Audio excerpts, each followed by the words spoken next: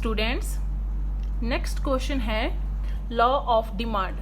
Law of demand मीनस मंग दा नियम कि जो डिमांड है किहड़े लॉ ते जिहड़ी है आधारित हैगी है। ठीक है, आंसर देखो, it establish a negative correlation between price and quantity demanded.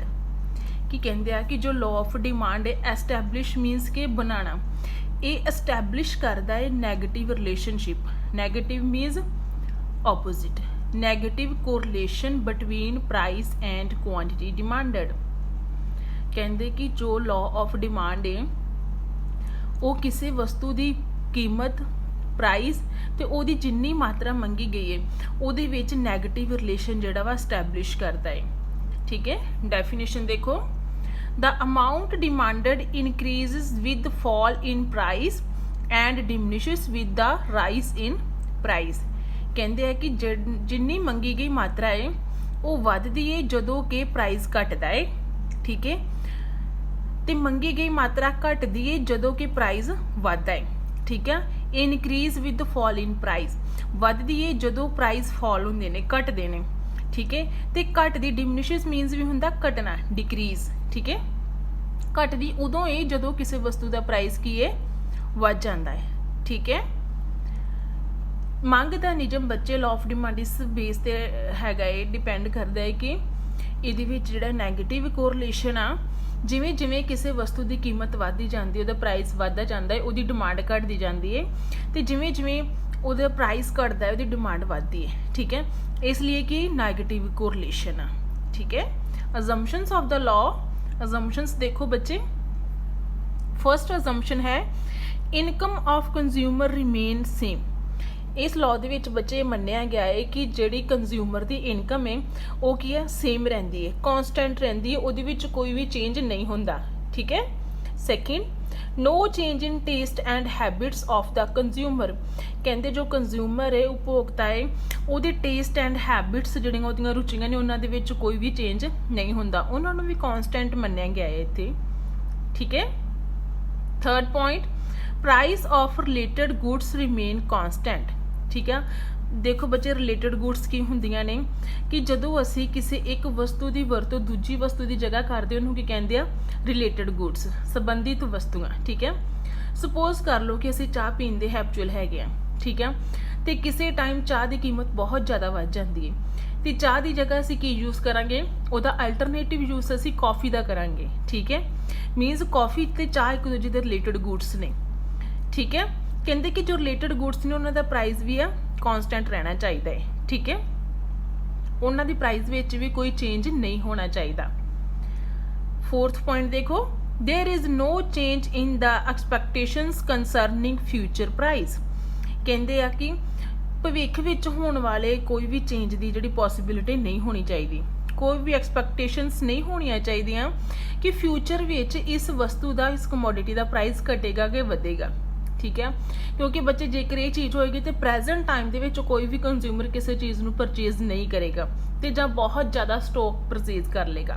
ठीक है, जेकर सानू लगे कि फ्यूचर विच इन फ्यूचर प्याज की कीमत बहुत घटन वाली है, हुण असीं प्याज नहीं खरीदांगे, तो फ्यूचर दे विच असीं सोचांगे कि असीं बहुत ज़्यादा स्टॉक प्याज का खरीद के रख लांगे।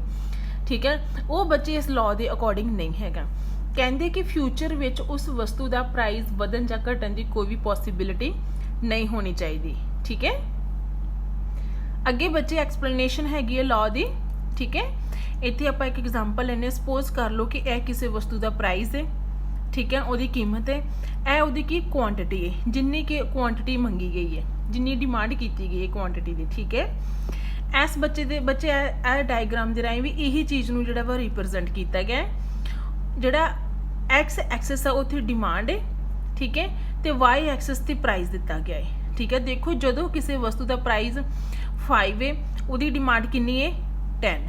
ठीक है, फिर अपना कित्थे आ जाएगी लाइन इत्थे 10 ते। जदों किसी वस्तु का प्राइस घट के 4 हो गया, डिमांड कितनी वध गई है 10 यूनिट होर, डिमांड कितनी होगी 20। ठीक है, 4 प्राइस ते डिमांड कितनी होगी 20। जदों उस वस्तु का प्राइस होर घट के 3 हो गया, डिमांड बढ़ के कितनी होगी 30। 3 प्राइस ते डिमांड कितनी होगी 30। जदों प्राइस 2, ठीक है, 2 तो डिमांड कितनी होगी 40, ठीक है। ਇਹ ਡਿਮਾਂਡ ਕਿੰਨੀ ਹੈ 40। ਜਦੋਂ ਪ੍ਰਾਈਸ 1 ਹੋ ਗਿਆ, ਸਭ ਤੋਂ ਜ਼ਿਆਦਾ ਡਾਊਨ ਹੋ ਗਿਆ, ਡਿਮਾਂਡ ਸਭ ਤੋਂ ਜ਼ਿਆਦਾ ਵੱਧ ਗਈ, ਕਿੰਨੀ ਹੋ ਗਈ 50, ਠੀਕ ਹੈ। ਇਹ ਜਿੱਥੇ ਪ੍ਰਾਈਸ 1 ਸੀਗਾ ਇੱਥੇ ਡਿਮਾਂਡ ਕਿੰਨੀ ਹੋ ਗਈ ਹੈ 50, ਠੀਕ ਹੈ ਬੱਚੇ।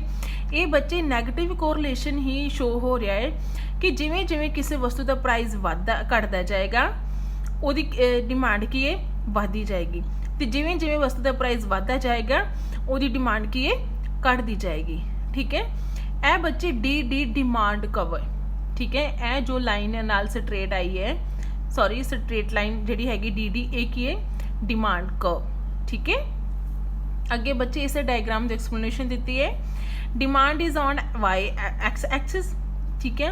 ਇਹ ਬੱਚੇ ਐਕਸ ਐਕਸਿਸ ਤੇ ਕੀ ਕੀਤੀ ਹੈ demand, price is on Y axis ਤੇ, ਠੀਕ ਹੈ। ਵਾਈ ਐਕਸਿਸ ਤੇ ਕੀ ਹੈ ਪ੍ਰਾਈਸ, ਠੀਕ ਹੈ।